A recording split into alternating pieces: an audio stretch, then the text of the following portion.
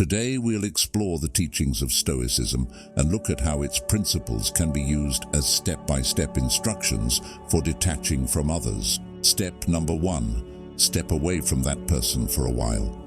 Creating distance is sometimes the best thing to do, not to empty yourself, but to gain clarity. Imagine you're at a lively party where people are talking and the music is loud. It's hard to understand a friend's whispering, right? That's how it feels when we're too close to someone or something. Our emotions, like the party noise, block out clarity. Moving back is like leaving a party and going to a place with less noise where you can hear and think clearly. Special with his deep insight once said, "As often as you sojourn, return to yourself." This isn't just about physical space. It's also about mental and emotional space.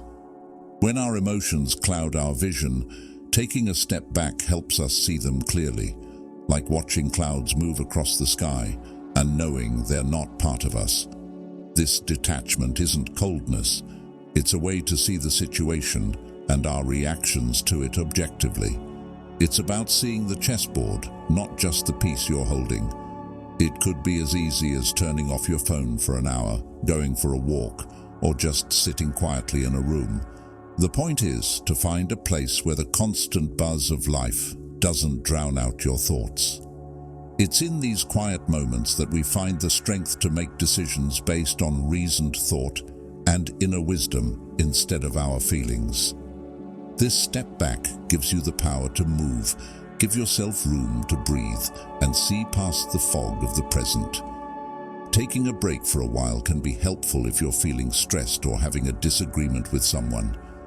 Taking a break can give you time to think, get a new viewpoint, and come back to the situation with a more open mind. You can do the following. Talk to them. If you can, let them know that you need some time and space. Tell them that it's not about them, but about giving yourself time to think and feel better. Set clear boundaries. Make it clear how long you'll be away and what kind of touch, if any, you're okay with during that time. Focus on self-care. This is the time to put your own health first. Do things that help you calm down, recover, and see things in a new light. This could mean doing things like working out, spending time with friends or family who are there for you, practicing awareness or meditation, or doing things you enjoy. Think. Use this time to think about what happened that made you decide to step away.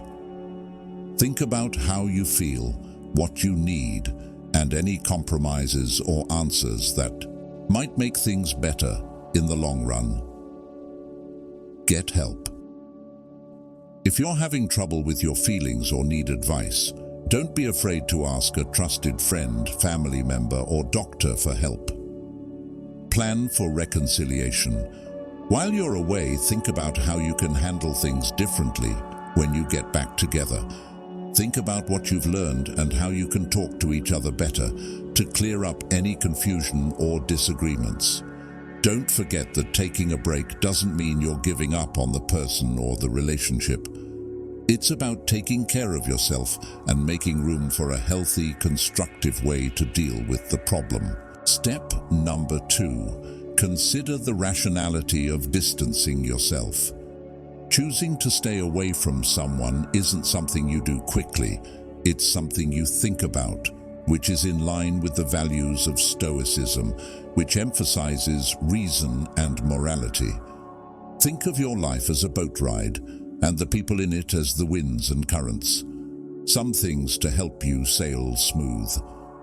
Others may steer you into rough waters, but it's up to you as the captain to choose which winds to use and which storms to stay away from.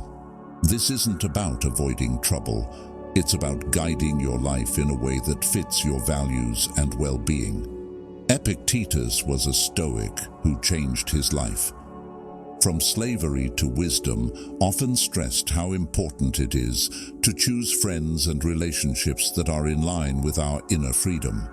His life teaches us a useful lesson. Not everyone who comes into our lives brings light, dark spots that can make us look less bright. If you look at your relationships like mirrors, what do they show you? Happiness, growth, and understanding, or doubt, pain, and dismay? It's not an act of abandonment to choose to separate yourself. It's a choice to protect yourself and your morals. Stoicism isn't about cold logic, it's about warm knowledge. It asks us to think about whether this person makes my life better like a melody or worse like a discordant note. As you think about this, remember what Epictetus said. What bothers us is not what happens to us, but what we think about it. It's not just the person, but how you see their role in your life. Are they a part of your story that helps you grow, or are they a detail that takes your attention away from your journey? At the end of the day, deciding to distance yourself is about living a life you're proud of. It's about staying true to your ideals and your journey. Stoicism teaches us to hold on to relationships that make our stories better and let go of those that don't. It's about making a life where each person and event is a thoughtful addition to the tapestry of your life. There are different ways to look at the idea of separating yourself, each based on personal, social, and situational factors. Here is a reasonable analysis. Self-preservation. Staying away from certain people or events is sometimes a smart way to protect yourself. This could be because of unhealthy relationships, bad environments, or events that put one's health at risk. It makes sense to be aware of these risks and take steps to protect yourself. Health of the emotions. Being emotionally healthy is important for your general health and productivity. When trying to protect your mental and emotional health, it can make sense to stay away from things, people, or situations that are bad for you. It makes it possible to put happiness and personal growth first. Resolution of conflicts. Sometimes briefly separating yourself from someone can be a smart way to calm down a conflict or tension. In this way, feelings can calm down, points of view can be rethought, and a more helpful way to solve the problem can be discovered. Limits. Setting and sticking to personal limits is important for keeping relationships healthy. It can make sense to keep your distance when those limits are crossed in order to protect your self-respect, dignity, and independence. It tells people how important it is to treat each other with care and makes it clear what is expected in the future. Productivity and focus.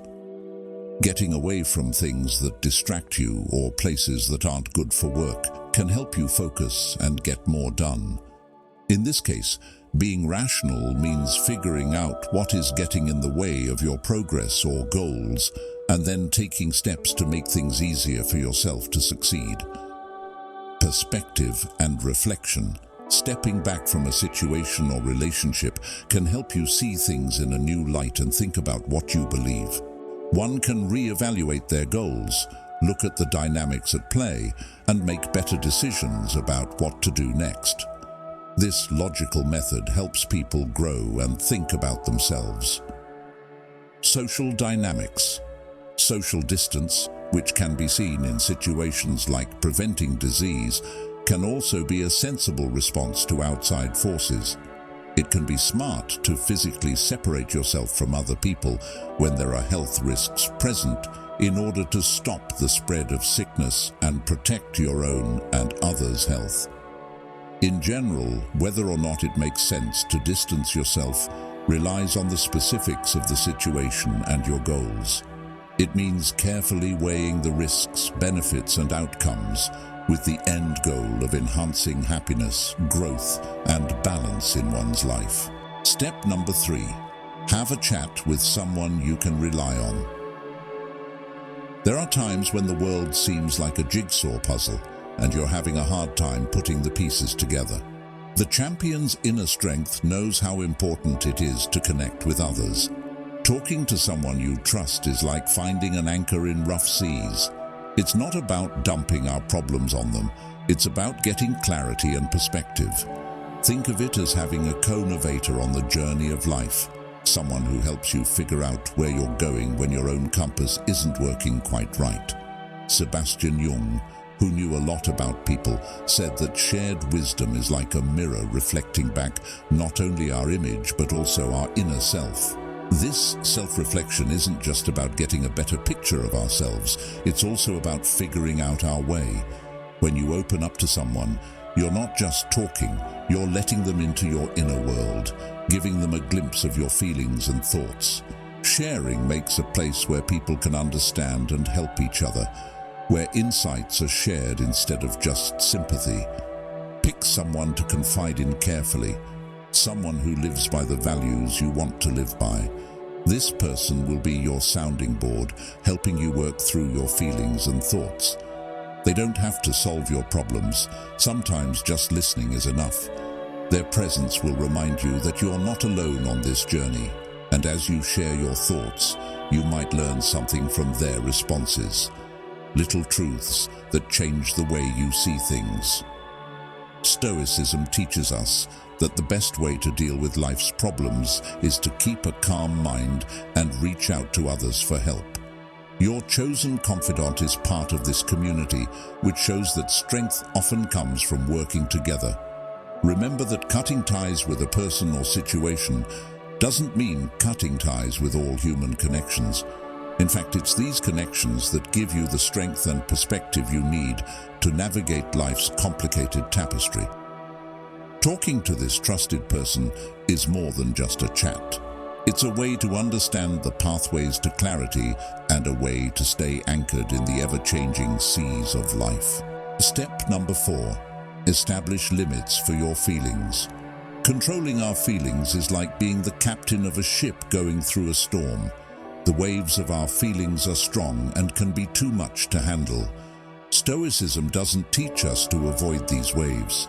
It teaches us how to ride them with skill and wisdom.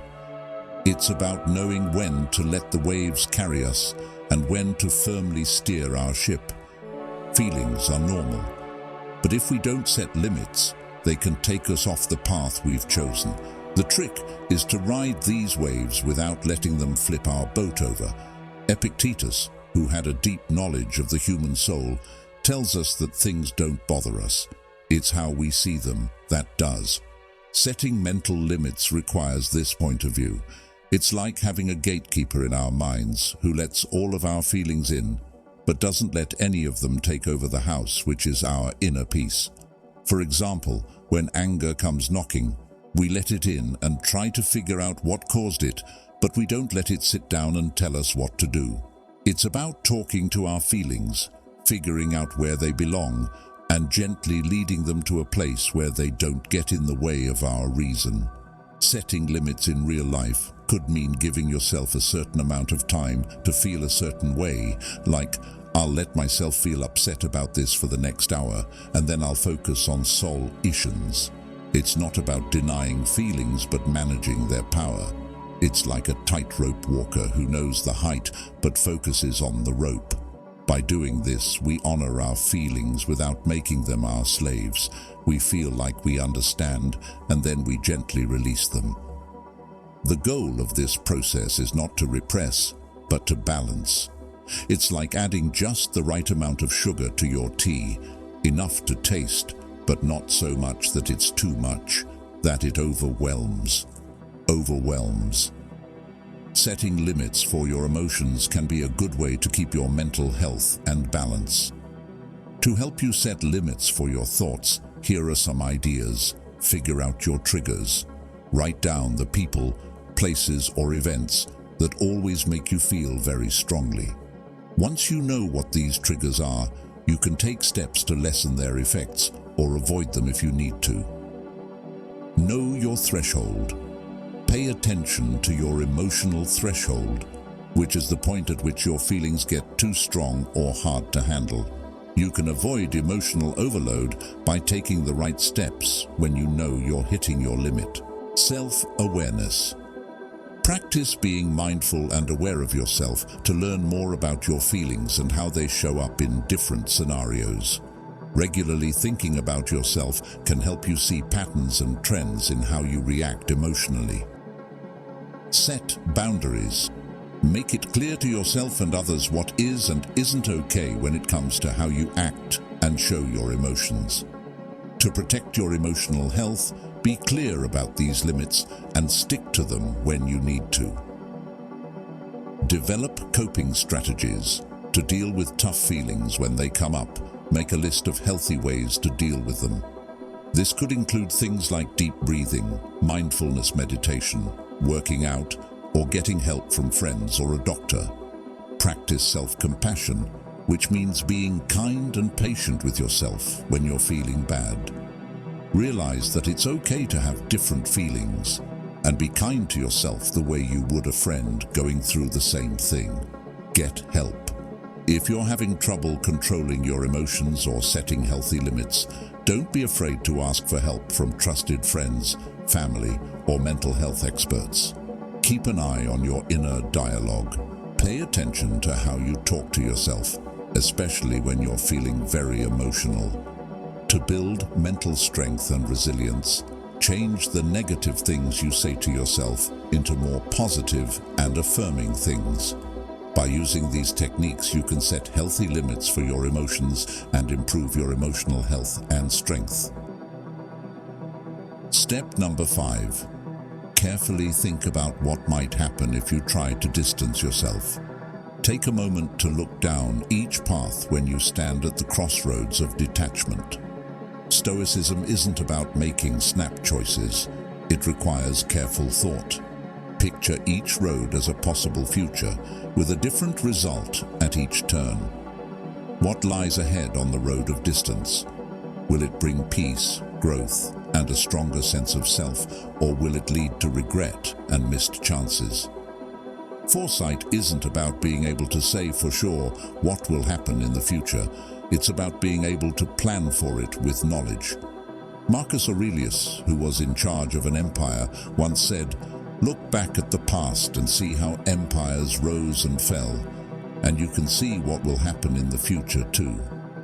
Follow the stoic habit of thinking about the past to help you make decisions about the future.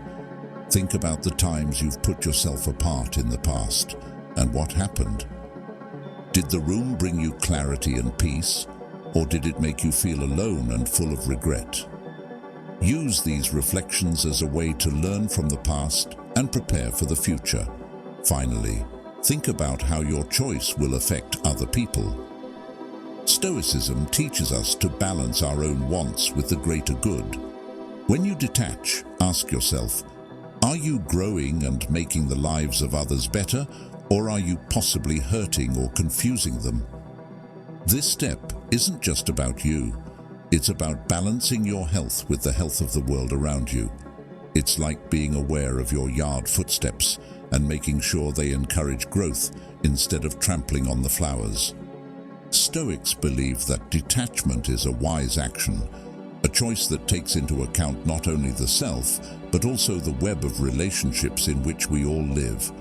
Putting yourself apart can have different effects based on the situation and the people you're with. Here are some possible results to think about. The emotional effects of pulling away from someone could make them feel hurt, rejected, or sad, especially if they value the connection. In the same way, putting space between yourself and others could make you feel lonely or guilty. Communication breakdown. Being far apart can make it hard to talk to each other, which can make it hard to solve problems or settle disagreements in the relationship. When people don't talk to each other as much, they may misunderstand each other more often. Changes in dynamics. Being far apart can change how a relationship works. For instance, if one person mentally or physically pulls away, it could lead to an imbalance of power or a loss of closeness. Loss of connection. If you stay away from someone for a long time, you might lose touch with them over time. This could mean growing apart, losing touch, or ending the friendship for good. Effects on other relationships. If you're pulling away from someone in a larger community or social circle, it could change how you connect with friends or acquaintances you both have. They might not know whether to stay friends with both people or pick a side. Personal growth. On the plus side, stepping back can give you a chance to think about yourself and grow. You can focus on your own wants, goals, and health without other people getting in the way. Reconciliation or estrangement. Depending on the situation, pulling away can either lead to getting back together and a better relationship in the long run, or it can lead to estrangement and a permanent split. It's important to carefully think about these possible outcomes and, if you can, talk to the person you're separating yourself from in an open and honest way. Clear conversation can help avoid misunderstandings and keep the bad effects to a minimum for everyone. Step number 6. Give yourself a break from social media. Imagine your mind as a calm lake and social media as raindrops that are always disturbing the surface. These droplets are the constant updates, messages and comparisons that get into our peace stoicism, a way of life that did well before technology. Timeless advice on how to deal with these kinds of problems. Who thought about? He once rightly said, "Life is long if you know how to use it." People who write about life's shortness probably see social media as one of the many pointless distractions of modern life. So this step of detachment is about taking back our time and attention and deciding where to put our valuable energy in the world of social media. Everyone wants our attention. When we take a step back, we're not only avoiding a digital flood, we're also giving our thoughts a chance to breathe, think, and be. It's like closing the curtains on a busy street outside your window. The noise, the crowds, and the steady movement. It's still there, but for now, it doesn't bother you, because you're in your quiet room where you can think, understand, and grow. This break from social media isn't an escape. It's a way to take care of myself. It's about figuring out what makes us happy and what makes us sad. As you take this break, notice how your mind has changed. Do you feel calmer, more present, and more aware of your own thoughts and feelings? Understanding what we can control and letting go of what we can't is at the heart of stoicism. For example, we can't stop it raining, but we can choose to stand under a cover and enjoy the sound of the drops without getting wet. These days, taking a break from social media might feel like getting off a fast-moving train. It's still, but in this, as you start to use social media, there is stillness and focus. Time off. Remember what Seneca said and make good use of this time. Do things that are good for your mind, like reading a book, going for a walk, writing in a journal, etc. That's right. This break is your chance to get back in touch with yourself. It's your chance to remember who you are in the peace and quiet of the break room. It may be good for your mental health and general health to take a break from social media. To help you disconnect, here are some steps. Put limits on. Pick a set time to stop using social media. It might be a day, a week, or even longer. Tell people. Tell your fans and friends that you'll be taking a break from social media. This will help people know what to expect and calm their worries about your quick absence. Turn off alerts. If you don't want to check your social media apps all the time, turn off their notifications. Delete apps. To make it harder to use social media apps without thinking, you might want to delete them briefly from your phone or other device. Find other things to do. Do something you enjoy or that helps you relax instead of spending time on social media. For example, read, work out, or spend time with people you care about. Think about how you feel. While you're away from social media, pay attention to how you feel. Pay attention to any changes in your mood, stress, or health in general.